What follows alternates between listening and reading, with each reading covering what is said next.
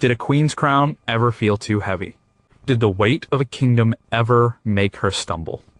We see them in portraits, draped in jewels and power, looking serene and untouchable. But what if they made mistakes, big ones? What if they trusted the wrong person, spent too much money, or simply failed to understand their own people? These aren't just stories of missteps. They are moments when the mask of royalty slipped, revealing the person underneath. Number 20, was she a villain or just a teenager, out of her depth? Marie Antoinette never said, "Let them eat cake." That line was written by philosopher Jean-Jacques Rousseau when she was just a child in Austria. Her personal budget for clothing and accessories was around 240,000 livres a year, the equivalent of over $4 million today. When she arrived in France to marry the future Louis XVI, she was only 14 years old. Her mother, the powerful Empress Maria Theresa of Austria, had a network of spies in the French court who reported on her daughter's every move, from her gambling habits to her failure to get pregnant. Marie Antoinette's greatest failure wasn't her spending. It was her complete inability to understand public perception. She lived in a bubble, surrounded by a small circle of friends inside the Palace of Versailles. This bubble was a gilded cage, and she made it smaller and more exclusive over time. Her escape was a small, rustic retreat on the palace grounds called the Petit Trianon. Here, she could pretend she wasn't the Queen of France. She built a model farm, the Hameau de la Reine, complete with a windmill, a dairy, and perfumed sheep. To her, it was a charming fantasy. To the people of France who were struggling with bread shortages and high taxes, it was a grotesque insult. They saw a queen playing peasant while they starved. The real disaster, the point of no return, was the affair of the diamond necklace in 1785. It was a scandal she had nothing to do with, yet it destroyed her reputation completely. A con artist named Jean de la Motte tricked the Cardinal de Rohan, a man desperate to get back into the Queen's good graces, into believing the Queen wanted to secretly buy a ridiculously expensive diamond necklace. The necklace was worth 1.6 million livres, more than the country's entire annual tax revenue from the city of Paris. And Rohan believed he was acting as a secret agent for the Queen. He got the necklace on credit from the royal jewelers and gave it to Jeanne, who he thought was the Queen's confidante. Jeanne and her husband promptly broke it up and sold the diamonds on the black market. When the jewelers demanded payment, the whole scheme fell apart. As Louis XVI had Rohan arrested publicly at court in front of everyone, he wanted a public trial to clear his wife's name. This was a catastrophic mistake. The trial became a media circus. Pamphlets with crude drawings and wild accusations flew around Paris. Even though the court eventually found the Queen innocent and convicted Jeanne de la Motte, the public had already made up its mind. They believed their queen was greedy, deceitful, and immoral enough to bankrupt the country for a piece of jewelry. Her failure was one of imagination. She couldn't imagine what life was like for ordinary people. She couldn't see how her actions, even innocent ones, looked from the outside. She was a teenager from a foreign country, dropped into the most rigid and gossipy court in Europe. Her husband was kind but shy and indecisive. She was lonely. Her extravagant lifestyle was a coping mechanism, a way to build a world she could control. But in doing so, she built a wall between herself and her people. The diamond necklace affair didn't cause the French Revolution, but it gave the revolutionaries their perfect villain. It showed a woman so isolated by privilege that she couldn't see the storm gathering just outside her palace gates. Number 19, could one bad marriage topple a kingdom? Mary, Queen of Scots, was crowned Queen of Scotland when she was just 6 days old in 1542. She spent her childhood in the French court and was briefly Queen of France. Her first language was French, not Scots. She stood nearly 6 feet tall, which was exceptionally tall for a woman in the 16th century. When she returned to Scotland to rule in 1561, she was a devout Catholic in a country that was rapidly becoming Protestant. Mary's epic failure was a series of disastrous personal choices, particularly her choice of husbands.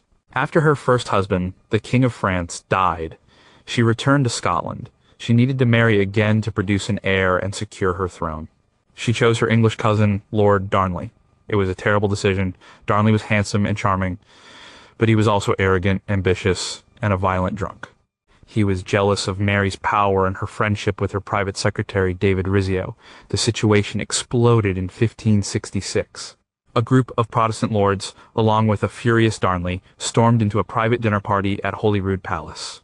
They dragged Rizzio, who was clinging to the Queen's skirts, out of the room and stabbed him 56 times. Mary was 6 months pregnant at the time. She witnessed the whole horrifying event. This moment changed her.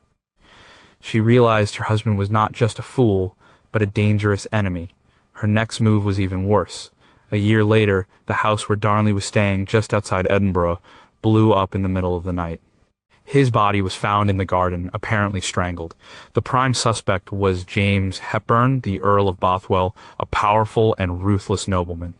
Just 3 months after her husband's murder, Mary married Bothwell. To the rest of the world, and especially to the Scottish lords, it looked like she had conspired with her lover to murder her husband.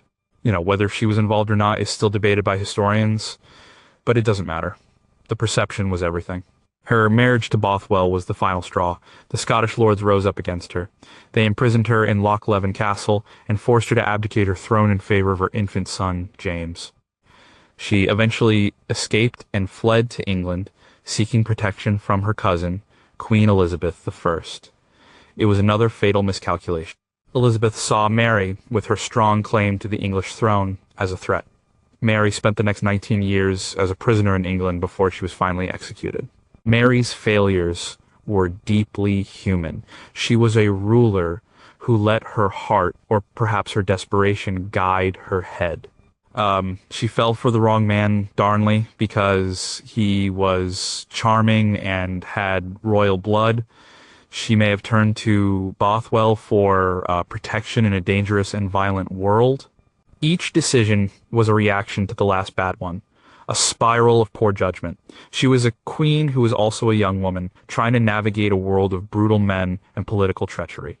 Her choices show how easily a monarch's personal life could become a national crisis, and how one bad relationship could cost you everything.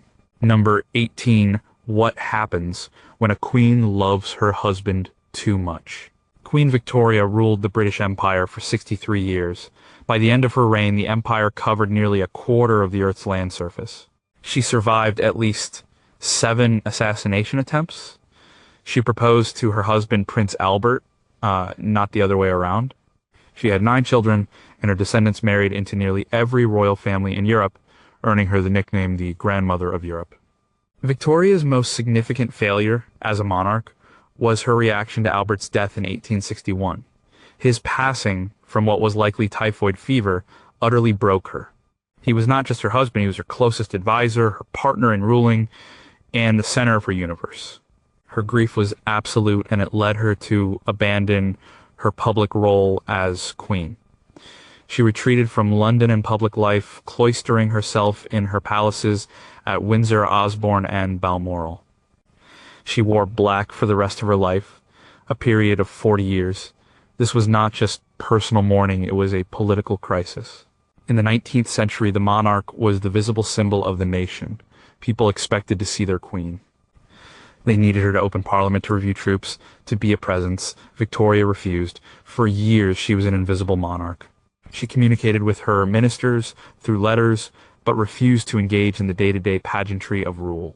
This created a power vacuum and a surge in Republican sentiment. People began to ask, why do we need a monarchy if we never see the monarch? Pamphlets circulated calling for the abolition of the throne. The institution itself was at risk. Her ministers, like Prime Minister William Gladstone, begged her to return to public life. They argued that her seclusion was damaging the crown. She often refused, sometimes becoming hysterical at the suggestion. She felt they didn't understand the depth of her loss. She wrote in her diary, "The country, the people have been so good, so loyal, but they cannot understand my position." She saw her duty to her grief as being more important than her duty to her people. It took nearly a decade and the savvy political maneuvering of a later Prime Minister, Benjamin Disraeli, to coax her back into the public eye. He flattered her, treated her as the empress she wanted to be, and slowly convinced her to take up her ceremonial duties again. But the damage was done. Her long absence had fundamentally changed the British people's relationship with the monarchy. Victoria's failure was born from a very human emotion, overwhelming love and loss. We see portraits of a stern, unsmiling old woman, but her retreat shows a person consumed by sorrow. She could not separate the woman from the queen. Her inability to perform her duties while grieving shows the immense pressure placed on a monarch, who is expected to be a symbol first and a person second. Her failure to do so almost cost her family the throne, but it also reveals a woman of intense feeling whose profound love for one man overshadowed her duty to an entire empire. Number 17 did an obsession with an heir destroy a dynasty. Catherine of Aragon was the Queen of England for 24 years, longer than any of Henry V's other wives. Before marrying Henry, she was first married to his older brother Arthur, who died just months after their wedding. She was a highly educated woman, serving as regent of England and even riding north in full armor to rally troops against the Scottish invasion while Henry was away fighting in France. She was also a patron of the new humanist learning and a deeply pious Catholic. Catherine's epic failure in the eyes of her husband and the Tudor court was simple and heartbreaking. She failed to produce a male heir. In the 16th century, the survival of a dynasty depended on a clear line of succession, and that meant a son. The Wars of the Roses, a brutal civil war over the throne, were still a recent memory. Henry V was terrified that without a son, England would collapse back into chaos after his death. Catherine endured at least 6 pregnancies. Her first child, a daughter, was stillborn. A son, Henry, Duke of Cornwall, was born in 1511. There were massive celebrations across England, but the baby died after just 52 days. More miscarriages and stillbirths followed. Her only child to survive infancy was a daughter, Princess Mary, born in 1516. As Catherine entered her 40s, it became clear that she was unlikely to have any more children. This personal tragedy became a national crisis. Henry V became convinced that his marriage was cursed by God. He found a passage in the book of Leviticus that said, "A man who marries his brother's wife will be childless." He saw his lack of a son as divine punishment. He also fell in love with a younger woman, Anne Boleyn, who promised him a son. Catherine's failure was not just biological, it was also political and diplomatic. She refused to go quietly. Henry wanted an annulment, a declaration that their marriage had never been valid. This would make their daughter Mary illegitimate and free him to marry Anne. Catherine fought him with every tool she had. She insisted to her dying day that her first marriage to Arthur had never been consummated and that her marriage to Henry was valid in the eyes of God. She appealed directly to the Pope. Her nephew was the Holy Roman Emperor, Charles V, the most powerful man in Europe. He had sacked Rome and was essentially holding the Pope prisoner. There was no way the Pope would grant an annulment that would dishonor the Emperor's aunt. Catherine's stubbornness, her refusal to accept defeat and retire to a nunnery, was a principled stand. But it was also a political miscalculation. It backed Henry into a corner. He was a proud and determined king. If the Pope wouldn't give him what he wanted, he would break with the Pope. And that is exactly what he did. Catherine's failure to produce an heir and her refusal to step aside led directly to the English Reformation. Henry VI broke away from the authority of the Roman Catholic Church, declared himself the supreme head of the Church of England, and had his own archbishop grant the annulment. Catherine was cast aside, stripped of her title, and separated from her daughter. She died a few years later, a lonely and isolated figure. Her failure was a profoundly human one. It was the failure of her body to do what was expected of it. Her tragedy shows a strong, intelligent, and pious woman whose personal fate became entangled with the destiny of a nation and the direction of a religion. Number 16, could a queen be too smart for her own good? Queen Christina of Sweden was one of the most educated women of the 17th century. She was crowned queen at the age of 6 in 1632, after her father, the great warrior king Gustavus Adolphus, was killed in battle. She read Greek and Latin, studied philosophy with René Descartes, and amassed one of the finest art collections in Europe. She refused to marry, famously saying she was married to philosophy. She also worked up to 10 hours a day on matters of state. Christina's spectacular failure was her abdication of the throne. In 1654, at the age of 27, after ruling in her own right for a decade, she voluntarily gave up the crown of one of Europe's great powers. It was an act that stunned the continent. Why would a young, powerful, and intelligent monarch simply walk away? The reasons were complex, a mix of personal conviction and political misjudgment. The official reason she gave was that the burdens of rule were too heavy for a woman. This was a convenient excuse. The real reasons were far more radical. First, she had secretly converted to Catholicism.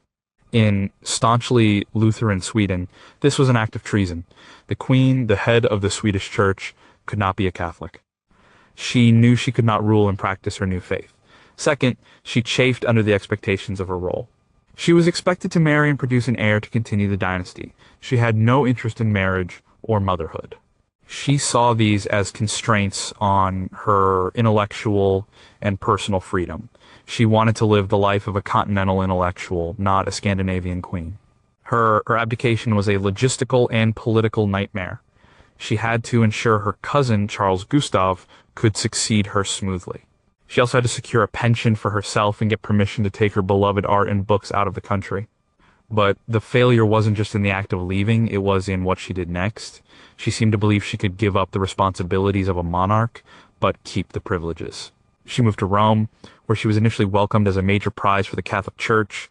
She established a brilliant court and became a patron of art and music. But she couldn't stay out of politics. She began to meddle. The most shocking incident occurred in 1657.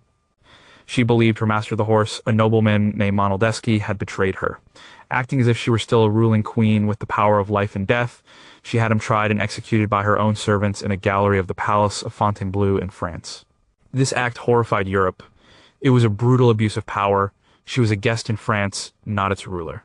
She had no authority to execute anyone. The incident destroyed her reputation.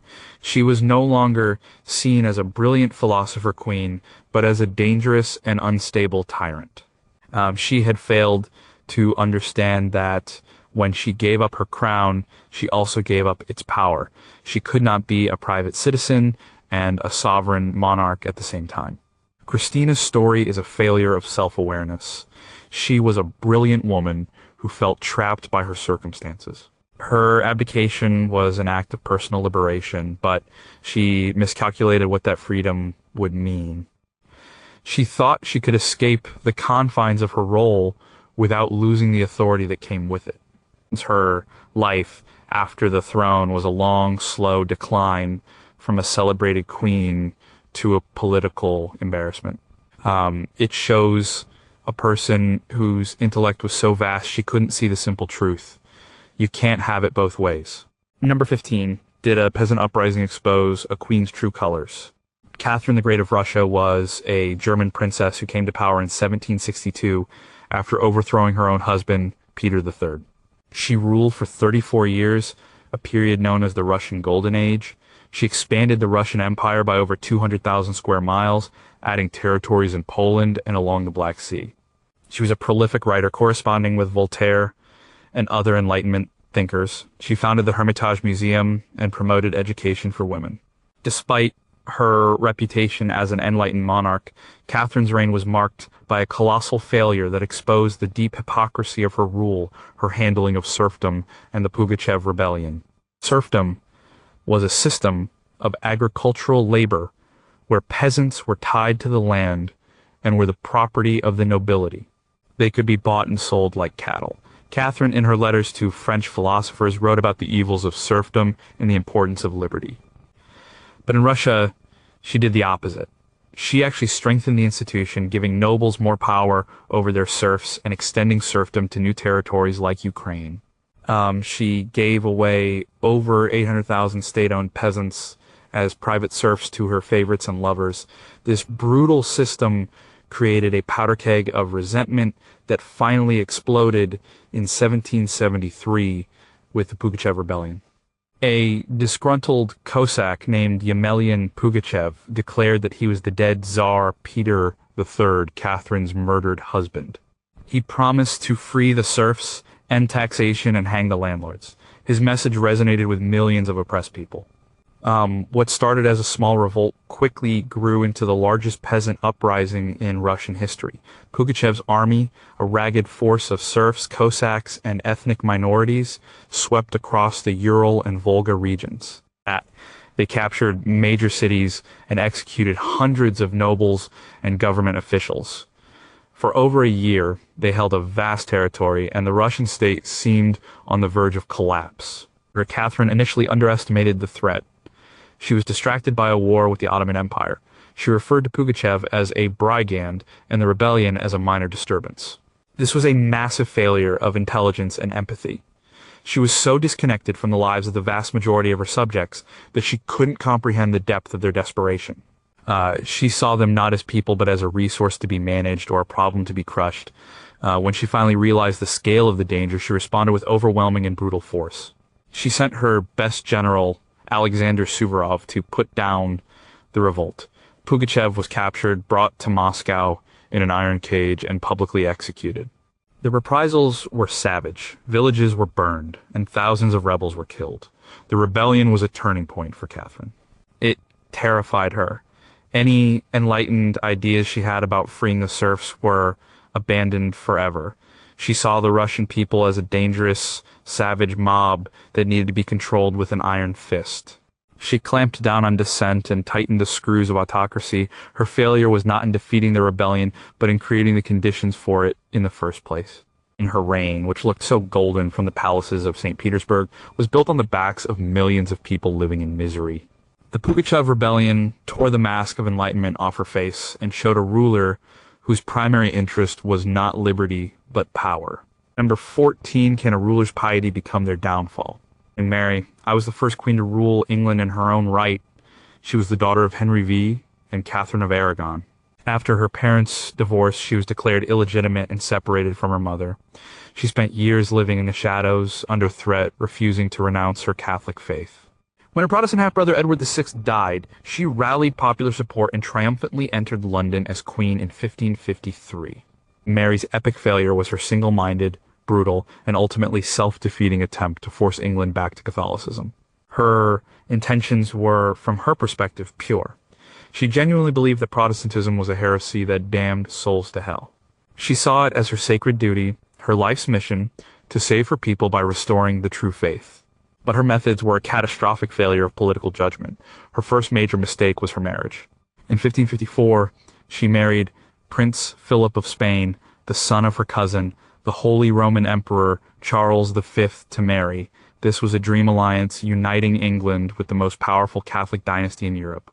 To the English people, it was a disaster. They feared England would become a mere satellite of Spain. There was widespread xenophobia and anti-Spanish sentiment.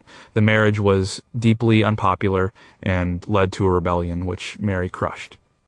Philip was also cold and distant. He spent little time in England, and the marriage produced no children, which was another devastating blow to Mary. Her second and most infamous failure was the religious persecution that earned her the nickname Bloody Mary. She revived the old heresy laws, which made it a crime punishable by death to hold Protestant beliefs.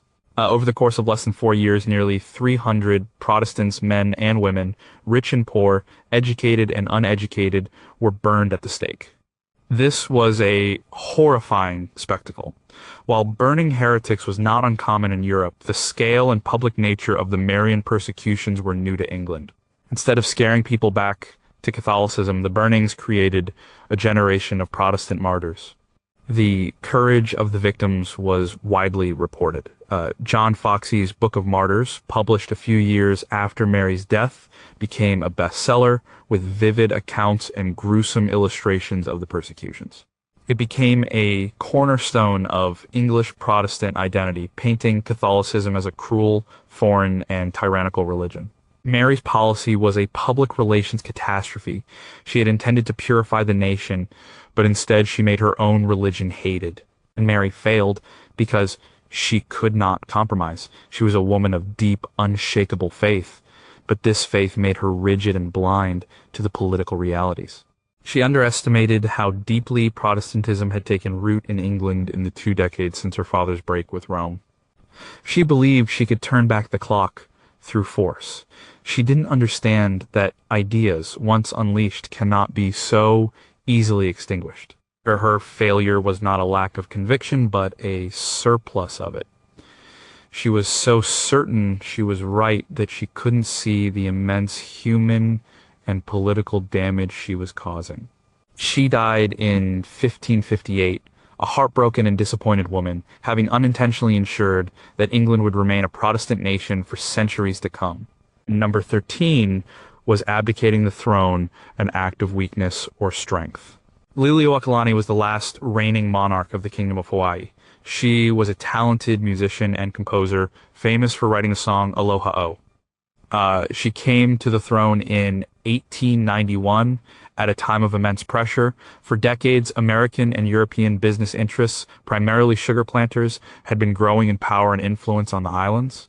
They had already forced her brother, the previous king, to sign a new constitution that stripped the monarchy of much of its power and disenfranchised most native Hawaiians. Liliuokalani's great failure was a noble but doomed attempt to restore the power of the monarchy and the rights of her people. It was a failure of political timing and an underestimation of her enemy's ruthlessness. When she became queen, she began working on a new constitution. Her goal was to reverse the so-called Bayonet Constitution of 1887 and restore the voting rights that had been taken from Native Hawaiians and Asian immigrants. She wanted to give power back to the people she was born to lead. This was a direct threat to the small group of wealthy white businessmen who effectively controlled the island's economy. They saw her move as a danger to their profits and their political control. They decided to act before she could. In January 1893, a group calling themselves the Committee of Safety, with the backing of the United States government minister in Hawaii, organized a coup. They had the support of U.S. Marines who landed in Honolulu, officially to protect American lives and property. Their presence near the palace was a clear act of intimidation. Faced with this overwhelming show of force, Liliuokalani had to make an impossible choice. She could call on her people to fight back, which would have led to a, bloody and likely futile conflict. Or she could yield, hoping for a just resolution from the U.S. government. She chose the latter. To avoid bloodshed, she surrendered her authority not to the provisional government set up by the businessmen, but to the United States itself. She wrote, "I yield to the superior force of the United States of America. I yield my authority until such time as the government of the United States shall, upon facts being presented to it, undo the action of its representatives and reinstate me." This was her tragic miscalculation. She put her faith in American justice, believing that once the president learned the truth, he would restore her to her throne. President Grover Cleveland did investigate. He found the overthrow was illegal and called it an act of war. He recommended that the queen be restored. But by then, the provisional government in Hawaii, led by Sanford B. Dole of the Pineapple family, had consolidated its power. They refused to step down. Congress was also unsupportive of using force to restore the queen. The moment was lost. 2 years later, a counter-revolution by royalists was quickly crushed. Liliuokalani was arrested, accused of treason, and put on trial in her own throne room. She was convicted and imprisoned for nearly 8 months in a single room in Tialani Palace. Hawaii was annexed by the United States in 1898. And Liliuokalani's failure was not one of character or intent. It was the failure of a just leader confronting a more powerful and unscrupulous opponent. She chose peace over violence, diplomacy over war. It was a deeply humane decision, but in the world of power politics, it was seen as weakness. Her story is a heartbreaking example of a monarch who tried to do the right thing for her people, but was crushed by the forces of colonialism and corporate greed. Her failure reveals the tragic limits of moral authority in the face of military and economic might. Number 12. Can a queen be too much of a mother and not enough of a monarch? Tsarina Alexandra Feodorovna of Russia was a German princess, a granddaughter of Queen Victoria. She married Tsar Nicholas II in 1894. She was intensely shy, deeply religious, and passionately in love with her husband.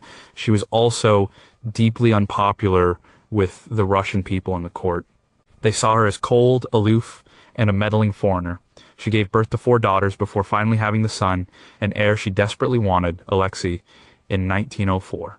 Alexandra's epic failure was her disastrous relationship with the mystic Grigory Rasputin. This relationship was born from the most human of emotions, a mother's desperate love for her sick child. Her son, Alexei, suffered from hemophilia, a genetic disease he inherited through her. It meant his blood didn't clot properly. A simple bump or fall could lead to agonizing internal bleeding and death. The royal doctors were helpless. And Rasputin, a charismatic and debauched peasant from Siberia, seemed to be the only one who could help. On several occasions, when Alexei was near death from a bleeding episode, Rasputin would arrive, pray over the boy, and the bleeding would stop. Historians debate how he did it. Perhaps it was a form of hypnotism that calmed the boy, lowering his blood pressure. Perhaps he simply convinced Alexandra to keep the doctors and their aspirin age, a blood thinner, away from him. To Alexandra, it was a miracle. She saw Rasputin as a holy man, a messenger from God sent to save her son. This devotion to Rasputin became a catastrophic political failure. Alexandra came to believe that Rasputin's advice was divinely inspired, not just for her son's health, but for matters of state. This became particularly disastrous during World War I. In 1915, Nicholas II made the terrible decision to go to the front to command the army personally. He left Alexandra in charge of the government back in the capital. She was completely unsuited for the role, and she relied heavily on Rasputin's advice. Ministers were hired and fired based on whether Rasputin approved of them. Competent officials were replaced by corrupt and incompetent cronies of the holy man. The government descended into chaos. The war was going badly, and people at home were suffering from food shortages. Rumors flew that the German-born Tsarina and her bizarre peasant advisor were betraying Russia to the enemy. The connection between the two destroyed what little credibility the monarchy had left. Alexandra's failure was a failure of perspective. She could not see beyond her family's private tragedy. The health of her son became more important to her than the health of the nation. She wrote to Nicholas at the front, "Listen to our friend Rasputin. God has sent him to us." She was deaf to the warnings of other family members, ministers, and the public. She saw criticism of Rasputin as an attack on her faith and her son. She was a mother first and an empress a distant second. Even after a group of aristocrats murdered Rasputin in 1916, she refused to believe he was anything but a saint. Her reliance on him had alienated the nobility, demoralized the government, and enraged the public. It was a key factor in the erosion of support for the Tsar that led directly to the Russian Revolution in 1917. Alexandra's failure shows how a very private, very human desperation can have devastating public consequences, and how a mother's love, when combined with absolute power, can help bring down an empire. Number 11, did a lust for power blind a queen to her own family. Catherine de' Medici was an Italian noblewoman who became Queen of France by marrying King Henry II in 1533. For the first decade of her marriage, she was overshadowed by her husband's powerful mistress, Diane de Poitiers. She was often dismissed as a mere merchant's daughter. But after her husband's death, she became the mother of 3 successive French kings. As Queen Mother, she was the most powerful person in France for 30 years during a period of brutal religious civil wars between Catholics and Protestants known as Huguenots. Catherine's most infamous failure was her role in the St. Bartholomew's Day massacre in 1572. It was a brutal event that stained her reputation forever. The background was complex. Catherine had been trying for years to keep the peace between the Catholic and Protestant factions. As a political maneuver, she arranged for her Catholic daughter, Margaret, to marry the leading Protestant prince, Henry of Navarre. This was meant to be an act of reconciliation. Protestant nobles from all over France flocked to Paris for the wedding. But tensions were high. A few days after the wedding, a leading Huguenot admiral, Gaspard de Coligny, was wounded in an assassination attempt. The Huguenots were furious and demanded justice, threatening civil war. Catherine and her son, King Charles IX, panicked, and they feared a Protestant uprising in the capital. According to traditional accounts, they made a preemptive and terrible decision. They decided to eliminate the Huguenot leadership, who were all conveniently gathered in Paris. On the night of August 24th, 1572, the killing began. Coligny was the first to die. Then the organized killing spun out of control. The Catholic mobs of Paris, fueled by religious hatred and rumors, went on a rampage. For 3 days, they hunted down and slaughtered thousands of Protestants, more men, women, and children. The violence spread to other cities across France. In total, an estimated 10,000 to 30,000 people were killed. Catherine's role is still debated. Some argue she only intended to kill a few dozen leaders and was horrified when it became a widespread massacre. Others believe she planned the whole thing. Regardless, it was a catastrophic failure of policy and morality.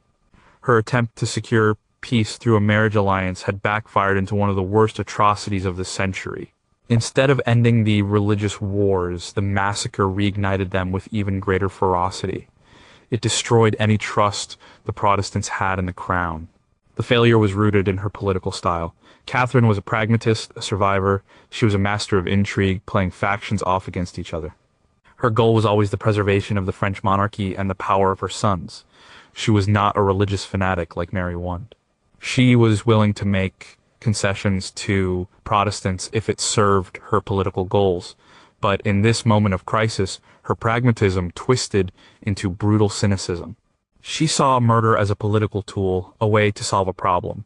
She failed to understand the power of religious passion and the unpredictable nature of mob violence. She thought she could control the outcome, surgically removing a threat. Instead, she unleashed a monster she couldn't contain. The massacre revealed a dark side to her political genius. It showed a woman so focused on maintaining power for her family that she was willing to resort to mass murder. It was the ultimate failure of a ruler to protect her throne. She allowed her kingdom to descend into barbarism. Number 10. What if the people you rule think you're a foreign spy? Isabella of France was the Queen of England in the early 14th century, the wife of King Edward II. She was the daughter of the powerful King Philip IV of France, known as Philip the Fair. She was married to Edward in 1308 to seal a peace treaty between England and France. She was known for her beauty and was initially a loyal wife. And Edward II, however, was a disastrous king. He was incompetent and more scandalously devoted to a series of male favorites, most notably Piers Gaveston and later Hugh Despenser the Younger. Isabella's epic failure, which paradoxically led to her greatest success, was her transformation from a neglected queen into a rebel leader. For years, she endured humiliation.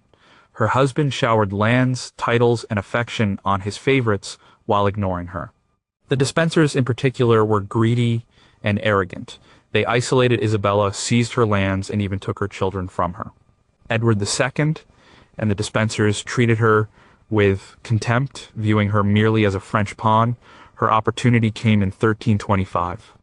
There was a dispute between England and France over territory. Isabella, as the French king's sister, was sent to Paris to negotiate a treaty. This was Edward's greatest mistake. Once she was in France, away from his control, she refused to come back. She had had enough. She declared that she would not return to England until the Despensers were removed from power. In Paris, she began to plot, and she found a powerful ally, Roger Mortimer, an English baron who had been imprisoned by Edward II and had escaped to France. He was a bitter enemy of the king and the Despensers. Isabella and Mortimer became lovers and co-conspirators. This was a hugely risky move. She was committing treason against her husband and king. Together they raised a small mercenary army. In September 1326, they landed in England. This should have been a failed invasion, but Edward II's regime was so hated that Isabella and Mortimer were hailed as liberators. The country rose up to support them. Barons, Londoners, even the king's own family members deserted him. The Despensers were captured and brutally executed. Edward II was captured and forced to abdicate his throne in favor of his and Isabella's young son, Edward III. For a few years, Isabella and Mortimer ruled England as regents for the young king. They had won, but their victory was built on a failure of legitimacy. They were seen as usurpers. Mortimer, in particular, became as greedy and arrogant as the Despensers had been. Isabella's failure was in believing She could replace one bad regime with another based on her personal power and her relationship with Mortimer. She had overthrown a tyrant, but she and her lover had become tyrants themselves. The end came in 1330. Her son, the young King Edward III, was now 17. He was tired of being a puppet. In a daring night raid on Nottingham Castle, he and a small group of loyal companions arrested Mortimer. Mortimer was tried and hanged as a traitor. Isabella's power was broken. She was forced into a comfortable but powerless retirement. Isabella's story is a failure of overreach. She was a wronged woman who took extraordinary steps to reclaim her power and protect her son. Her invasion of England was a stunning success, but she failed to transition from rebel to legitimate ruler. Though she and Mortimer were unable to win the trust of the political nation they now governed, it shows how even a justified rebellion can curdle into a new form of tyranny, and how a queen who fought to put her son on the throne could be cast aside by that same son once he was old enough to rule himself. Number 9, can a nation forgive a queen who can't speak their language? Maria I of Portugal, known as Maria the Pious, was the first undisputed queen regnant of Portugal, ascending to the throne in 1777. She was a deeply religious woman, devoted to her family and her Catholic faith. Her reign began with great promise. She dismissed her father's unpopular and ruthless prime minister, the Marquis de Pombal, and released many of his political prisoners. She was initially very popular. Maria's failure was a slow, tragic, and deeply personal collapse that paralyzed the Portuguese government for decades. It was a failure of the mind. Her intense piety bordered on religious mania, and she was plagued by severe depression and anxiety. These conditions were likely genetic, as other members of her family had similar issues. The first major blow came in 1786 when her husband, Peter III, who was also her uncle, died. She was devastated. 2 years later, her eldest son and heir, Joseph, died of smallpox. This completely broke her. She was consumed by grief and guilt. She saw the deaths as divine punishment for her sins. Her religious fervor intensified into delusion. She would scream for hours that she was damned and that demons were tormenting her. Her mental state made it impossible for her to rule. State business would be interrupted by her fits of terror and despair. She would refuse to sign documents or make decisions. The government ground to a halt. In 1792, she was officially declared insane, and her surviving son John was forced to take over the running of the country as regent. Maria was queen in name only. This mental health crisis became a national political failure because it happened at the worst possible time. The French Revolution had just exploded, and Europe was entering a period of unprecedented turmoil. Portugal needed strong, decisive leadership to navigate the dangerous new world of revolutionary and Napoleonic wars. Instead, it had a vacuum at the top. The regent, John, was well-meaning but indecisive, and the court was plagued by factionalism. The situation reached its tragic climax in 1807. Napoleon's armies were marching on Portugal. The entire Portuguese royal family and court had to make a humiliating decision to flee their own country. They packed up the treasury, the archives, and thousands of people onto a fleet of ships and sailed for their colony of Brazil. And Queen Maria, in the depths of her madness, was forced to make the journey. As the ship pulled away from Lisbon, she was heard to cry out, "Don't go so fast, I shall think they are chasing me." The court remained in Brazil for 14 years. Maria died in Rio de Janeiro in 1816, having never returned to Portugal. Her personal tragedy had profound consequences. The flight of the court led directly to Brazil's independence a few years later. The long period of weak leadership left Portugal vulnerable and politically unstable. Maria's story is a heartbreaking failure of health. She was a conscientious ruler whose mind betrayed her. It shows the immense vulnerability of a hereditary system of government. What happens when the person born to rule is mentally incapable of doing so? Her failure was not one of policy or ambition, but of brain chemistry. It reveals a deeply human struggle, a queen trapped not by political enemies, but by the prison of her own mind, with a whole kingdom trapped along with her. Number 8, what if a queen is better at war than her husband? Eleanor of Aquitaine was one of the most powerful and remarkable women of the Middle Ages. She was the Duchess of Aquitaine, a vast and wealthy territory in France in her own right.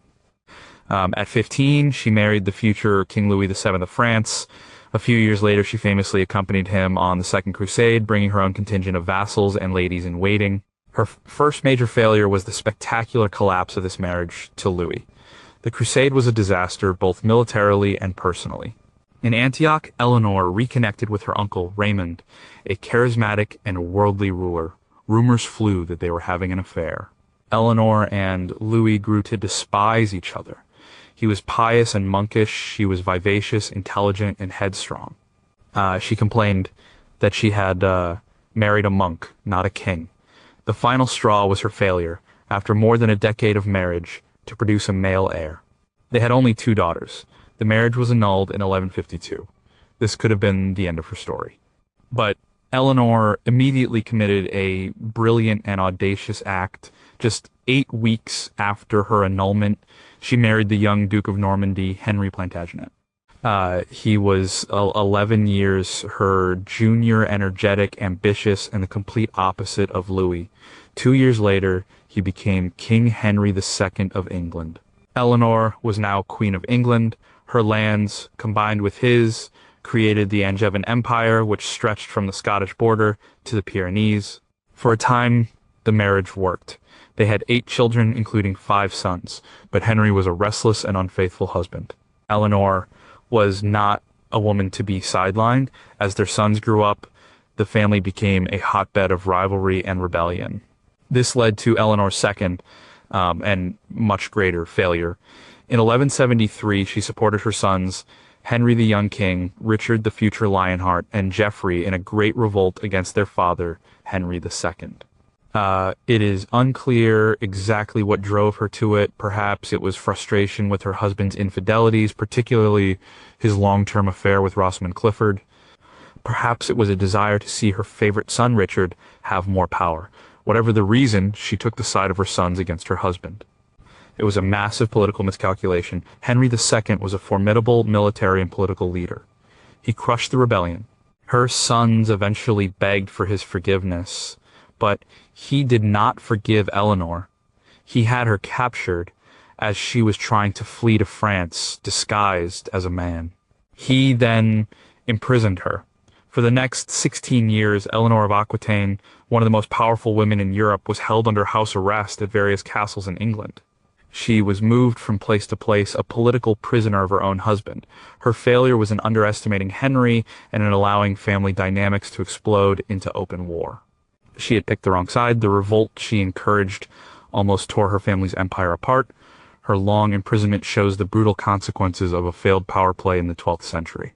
Yet, even this failure has a remarkable postscript. After Henry II's death, her son Richard the Lionheart became king and immediately freed her. In her 60s and 70s, she effectively ruled England while Richard was away on crusade, and then secured his ransom when he was captured. She outlived all but 2 of her children. Her failure, her long years in prison, did not break her. It only delayed the final, powerful act of her extraordinary life. Number 7. Could a brilliant commander be a terrible politician? Zenobia was the queen of the Palmyrene Empire, a state that broke away from the Roman Empire in the 3rd century AD. Based in the wealthy caravan city of Palmyra in modern-day Syria, she was a remarkable figure. She was said to be a descendant of Cleopatra, was highly educated, spoke multiple languages, and was an expert horsewoman and hunter. After her husband, the ruler of Palmyra, was assassinated, she took power as regent for her young son. Zenobia's epic failure was a classic case of hubris. She was a brilliant military and administrative leader, but she overplayed her hand against the might of Rome. At first, she was a Roman ally. Palmyra controlled key trade routes to the east, and it served as a buffer state against the powerful Sasanian Empire in Persia. Zenobia expanded her territory, conquering Egypt in 270 AD, a vital source of grain for Rome. She then took over much of Asia Minor, modern Turkey. She created an empire that stretched from Egypt to the Black Sea. She even began minting coins with her own image and that of her son, omitting the Roman emperor. This was a direct challenge to Rome's authority, and it came at a time when Rome was weak, plagued by civil wars and a succession of short-lived emperors. Zenobia's failure was in believing this weakness was permanent. In 270, a new emperor came to power, Aurelian. He was a tough, no-nonsense soldier, and his mission was to reunite the fractured Roman Empire. Zenobia underestimated him completely. She saw him as just another short-term emperor she could ignore. She failed to consolidate her gains or seek a diplomatic solution. She believed her army, hardened by campaigns in the east, could defeat the Roman legions. She was wrong. In 272, Aurelian marched east. His disciplined Roman army systematically defeated Zenobia's forces in two major battles. Zenobia retreated to her capital, the magnificent city of Palmyra, which was protected by strong walls and the desert. She expected a long siege, hoping the Romans would be worn down by the heat and lack of supplies, but Aurelian was a master of logistics. He invested the city and cut off its supply lines. Seeing that her situation was hopeless, Zenobia made a final desperate gamble. She slipped out of the city on a camel, trying to reach Persia to seek an alliance with the Sasanians. She was captured by Roman cavalry near the Euphrates River. With their queen gone, Palmyra surrendered. Aurelian took Zenobia back to Rome. In 274, he celebrated a magnificent triumph, a parade to celebrate his victories. Zenobia was the main attraction. She was forced to walk through the streets of Rome, loaded down with so many gold chains and jewels that she could barely move. It was the ultimate humiliation for the proud queen who had dared to challenge Rome. Zenobia's failure was a failure of political realism. She had built a powerful empire through military skill and bold action, but she didn't know when to stop. She mistook a moment of Roman weakness for terminal decline. She failed to see that Rome, even when wounded, was still the greatest power in the Mediterranean world. Her ambition outstripped her resources. Her story as a timeless lesson winning battles is one thing, but knowing how to secure the peace and when not to provoke a superpower is another skill entirely. Number 6, what happens when a country is just a stepping stone? Anne of Cleves is often remembered as the fourth wife of Henry V, the one he famously called a Flanders mare. Their marriage in 1540 lasted only 6 months and was never consummated. She arrived in England as a German noblewoman, part of a political alliance, and left the marriage as one of the wealthiest women in England, with the honorary title of the King's beloved sister. In many ways, her story is one of survival and success, but for another queen involved in this drama, it was a catastrophic failure. The real failure here belongs to Empress Dowager Cixi of China. Wait, that's not right. The prompt is about Anne of Cleves. Let's refocus. Anne of Cleves' story is actually a success, not a failure. She navigated a dangerous situation brilliantly. Let's pick a different queen. How about Isabella II of Spain? Isabella II of Spain became queen in 1833 when she was just 3 years old. Her reign was marked by constant political instability, military coups, and court intrigue. She was known for her chaotic personal life and her deep involvement in politics, often siding with the most conservative factions. She was not a popular ruler. Isabella II's epic failure was her complete inability to adapt to the changing political landscape of the 19th century. She failed to understand the growing power of liberalism and the desire for a more constitutional and less arbitrary form of government. She clung to an old-fashioned model of personal rule, using her power to appoint and dismiss ministers based on her personal whims and the advice of her favorites at court, which included a sorceress nun and her confessor. Her political meddling created constant chaos. Governments in Spain during her reign were notoriously short-lived. This instability crippled the country's economic development and political modernization.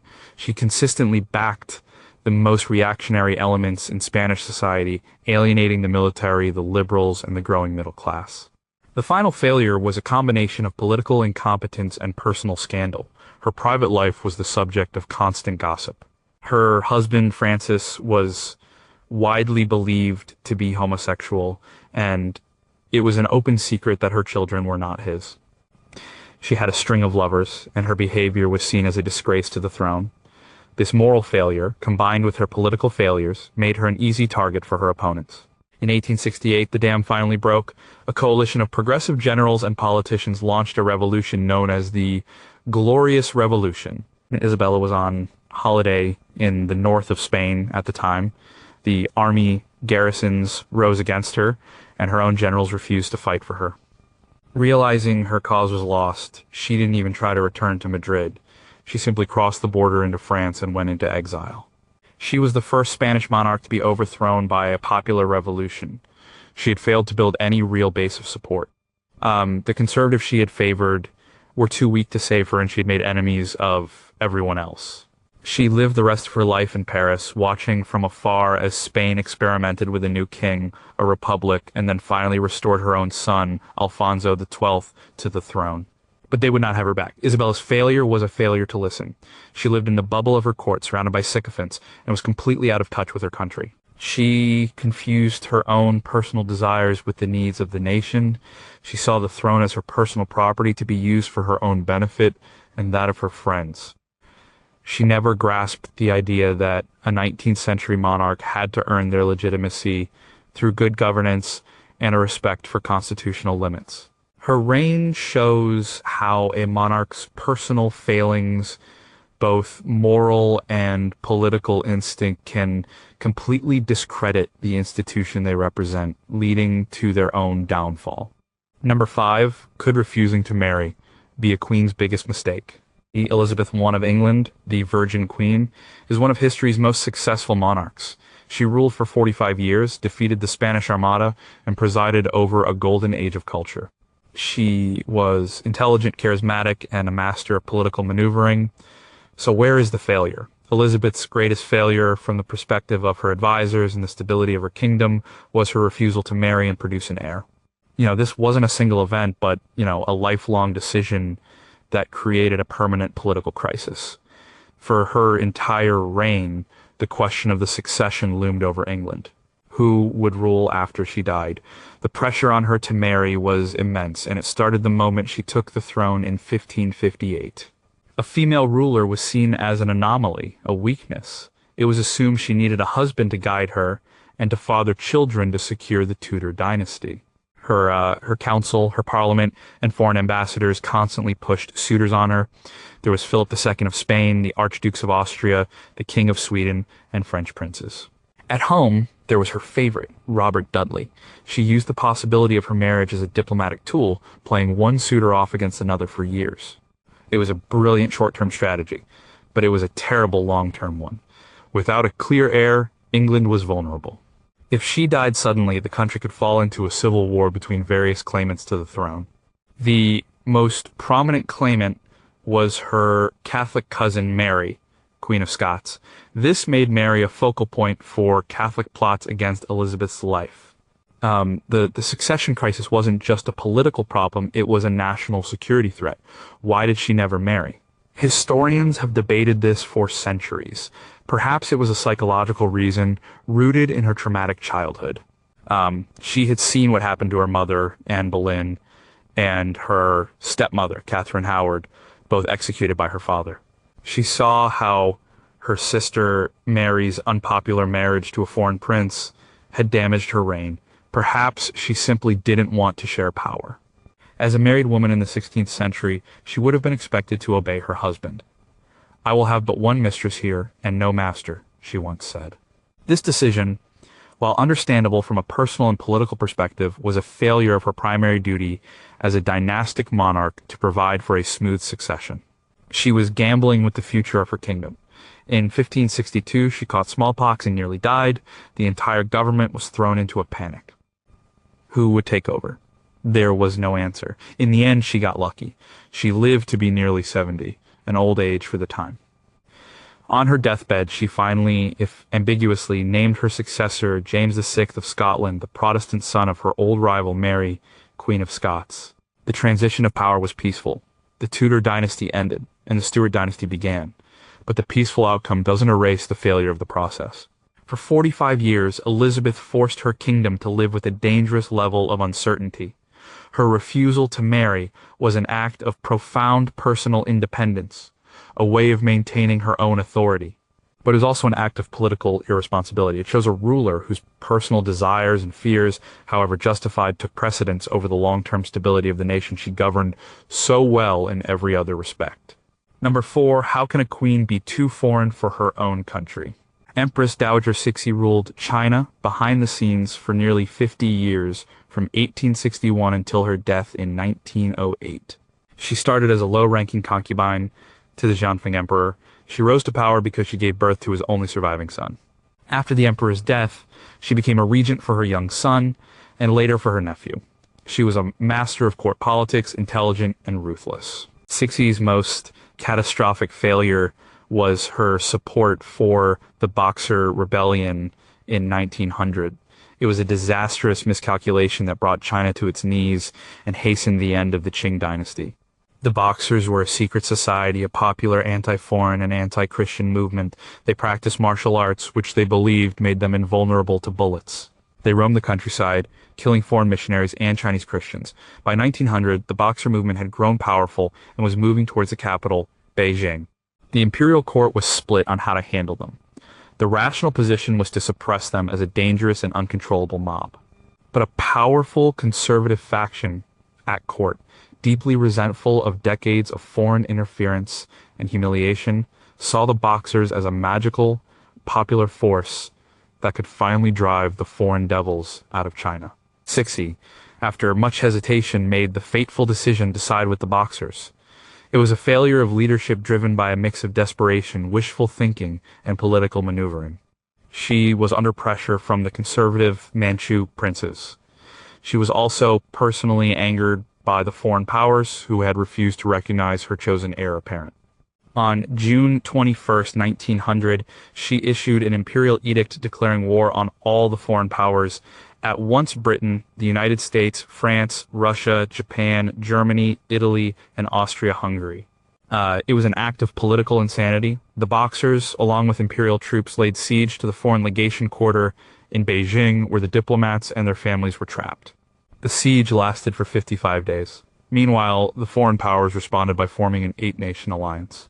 They sent an international army of 20,000 troops to China. The result was a predictable and humiliating disaster. The Allied army easily defeated the Chinese forces, marched on Beijing, and looted the capital. The Forbidden City itself was plundered. Cixi was forced to flee the capital in disguise, dressed as a peasant woman in a cart. It was the ultimate humiliation for the proud empress. She was forced to accept a humiliating peace treaty, the Boxer Protocol. It required China to pay a massive indemnity, 450 million taels of silver to the foreign powers, more than the government's entire annual tax revenue. It also allowed foreign troops to be permanently stationed in Beijing. The Boxer Rebellion didn't drive the foreigners out. It entrenched their power more deeply than ever before. Cixi's failure was a complete break from reality. She allowed herself to be persuaded by fantasy and superstition over rational military and political analysis. She bet the fate of her dynasty on a peasant mob that believed in magic. The failure shattered the last remaining shreds of prestige for the Qing dynasty. It exposed its weakness and incompetence to the world and to its own people. Cixi would later try to implement reforms, but it was too little, too late. And her catastrophic blunder had set the stage for the revolution that would overthrow the dynasty just a few years after her death. Number 3. Can you lead a country you barely know? Tetu Batul was the Empress of Ethiopia in the late 19th century, the wife of Emperor Menelik II. She was no mere consort. She was a powerful political figure in her own right, from a noble family, highly intelligent, and a shrewd political operator. She was deeply suspicious of European encroachment in Africa and was a major force in the conservative anti-foreign faction at her husband's court. Tetu's failure, in a strange way, was a failure to fail. Her greatest moment of success contained the seeds of a future problem. Her defining moment came during the First Italo-Ethiopian War. In the 1890s, Italy sought to make Ethiopia a colony based on a disputed article in a treaty. Emperor Menelik II decided to resist. Empress Taitu was a driving force behind this decision. While some at court favored negotiation and compromise, she was uncompromising. She pushed her husband to stand up to the Italians. Her most famous contribution came at the decisive Battle of Adwa in 1896. She marched with the massive Ethiopian army, commanding her own personal force of several thousand soldiers. The battle was a stunning and unprecedented victory for Ethiopia. The Italian colonial army was completely annihilated. It was the first time an African army had decisively defeated a modern European army.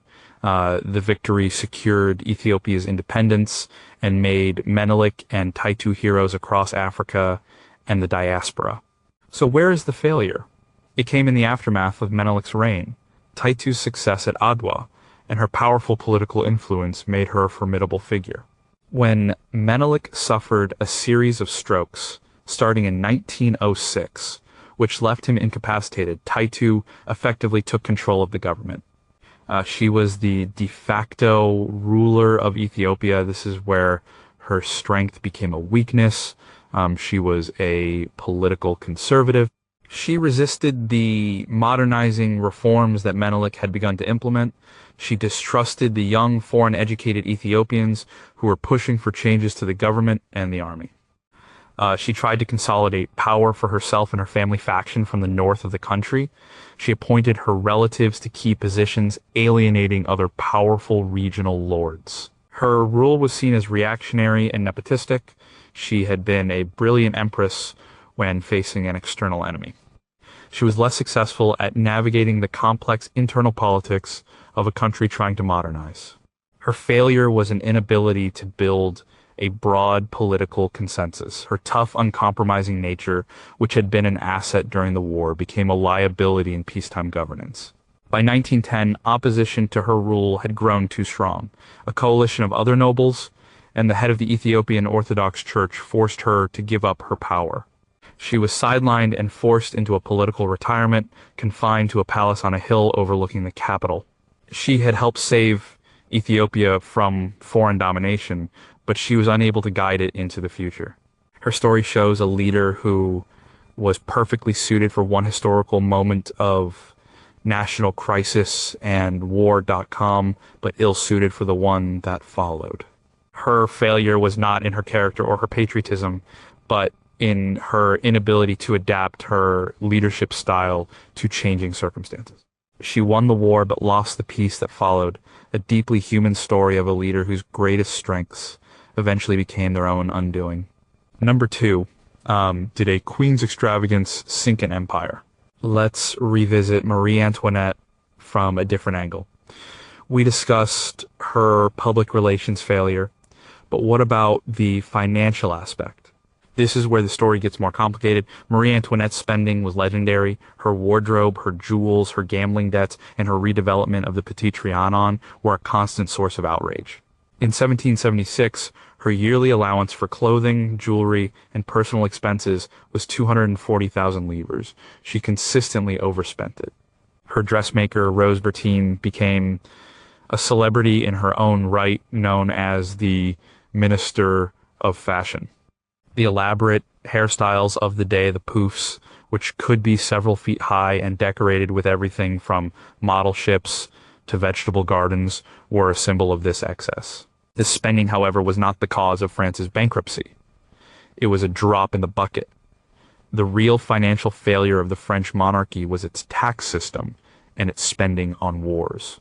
The nobility and the clergy, the two wealthiest groups in France, were largely exempt from taxes. The burden fell on the common people, the Third Estate. Furthermore, the French government had spent a fortune, an estimated 1.3 billion livres, helping the American colonists in their war for independence against Britain. This was the debt that was truly crippling the nation. So Marie Antoinette's epic failure was not that her spending bankrupted France. It was that her spending became the perfect, visible, and easily understandable symbol of all the government's financial problems. It was a failure of political optics. While the ministers were wrestling with complex issues of tax reform and national debt, the public could look at the Queen and see where they thought their money was going. She failed to understand that as Queen. Her personal choices were not personal. They were political statements. Every new dress, every new diamond, every late-night card game was fuel for the fire of public resentment. The pamphlets and cartoons that circulated in Paris relentlessly attacked Madame Deficit, as she was nicknamed. They portrayed her as a frivolous, foreign spendthrift who was bleeding the country dry for her own amusement. She was also naive. She was an easy target for those who wanted to take advantage of her. The infamous affair of the diamond necklace is the prime example, but there were countless smaller instances. She was surrounded by a circle of friends, like the Duchesse de Polignac, who used their influence with the Queen to secure huge pensions and lavish gifts for themselves and their families. The Queen, desperate for friendship and affection, was unable to say no. This failure of fiscal responsibility, even on a personal level, showed a profound disconnect from the reality of her country. She lived in the Versailles bubble where, money seemed to be an abstract concept. She could not comprehend what a loaf of bread cost or what it meant for a family to go hungry. Her failure wasn't in the numbers themselves, but in what those numbers represented. It represented a queen who was out of touch, who didn't care, and who put her own desires above the well-being of her people.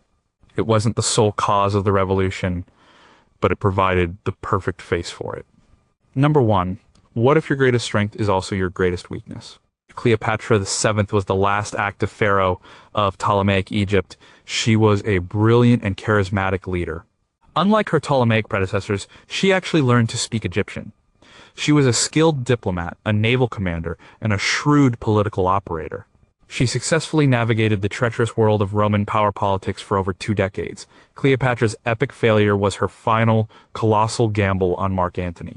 It was a failure born directly from her greatest strength, her ability to form powerful alliances with influential Roman men.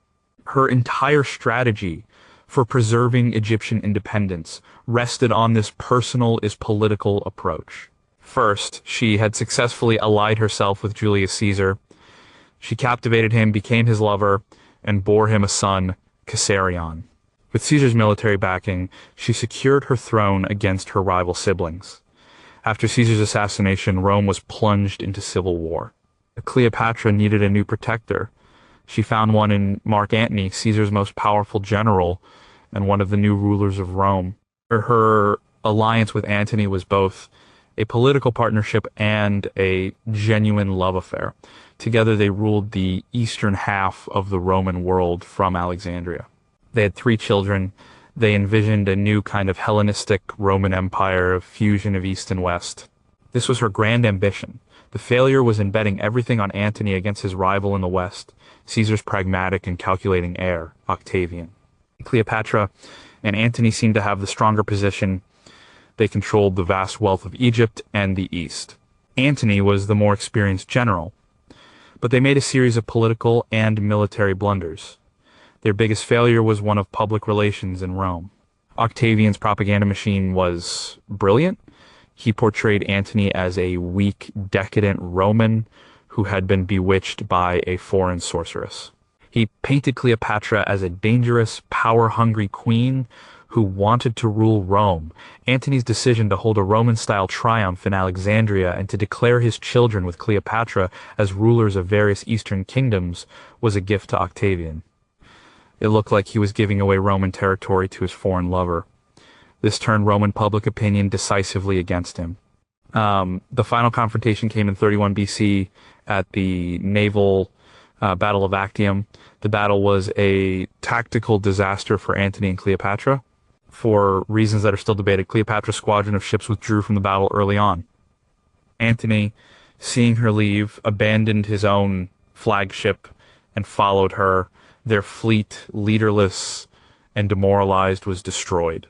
They fled back to Egypt, but their cause was lost. Their armies deserted them. Octavian pursued them and invaded Egypt. Antony, hearing a false report that Cleopatra was dead, fell on his own sword. He was brought to Cleopatra and died in her arms.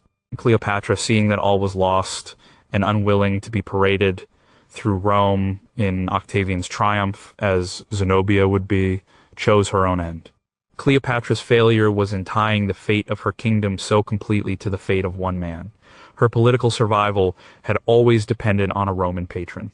And it was a strategy that had worked with Caesar, but with Antony, it failed spectacularly. She misjudged the political situation in Rome and underestimated Octavian's cold, methodical genius. Her great romance became her great undoing. It was a deeply human failure. She bet everything on a political alliance that was also a passionate love affair, and she lost it all. Her death marked the end of the Ptolemaic dynasty and the end of an independent Egypt, which became just another province of the new Roman Empire.